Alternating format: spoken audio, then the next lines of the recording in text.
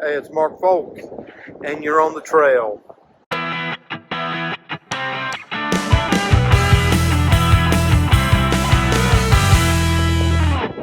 Hey, well, I'm here at Myrtle Beach with a good friend, old friend, Chris Cartee.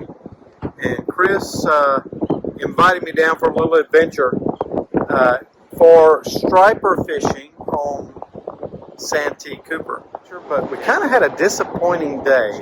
We did catch about a dozen or so fish, but none of them were keepers. It kind of left me asking the question, well, God, why were we here? Why did we come? And so, interestingly enough, the trail today is really about relationships. You and I have known each other, I guess, since 2000, 2 or 3, and spent a lot of years kind of walking together and doing adventures together, and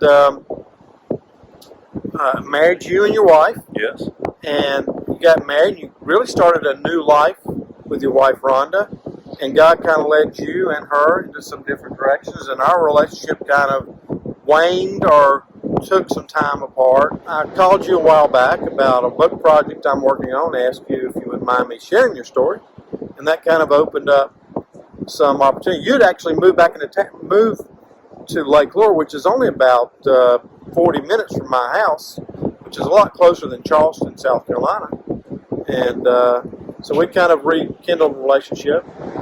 So yesterday was kind of the first time we've kind of been together. Except for the drive down. Except for the drive down, we spent a lot of time. But I was just thinking about that and how God weaves together relationships, and then He kind of takes us sometimes away from each other and away from those close times, and then kind of brings you back together.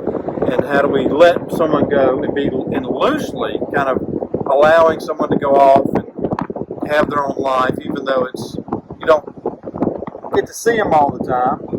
Your hope is that they're having a good life, right? Yes. And I don't know, I think about some of the stories of the apostles, and how the apostles were such a tight group of men with Jesus. But then Jesus, he actually scattered them out. Yeah. After, the Great Commissioning actually sent the apostles into different areas. And they had to be scattered.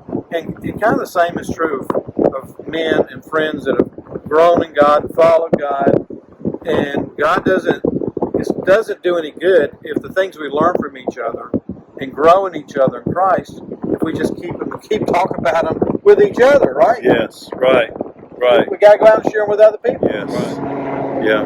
And we were sharing this morning, and I was telling you that, how God had brought so many good men into my life over the years. And I look back, and it's been a great adventure, a great story of recovering my heart and the hearts of others through good times and bad.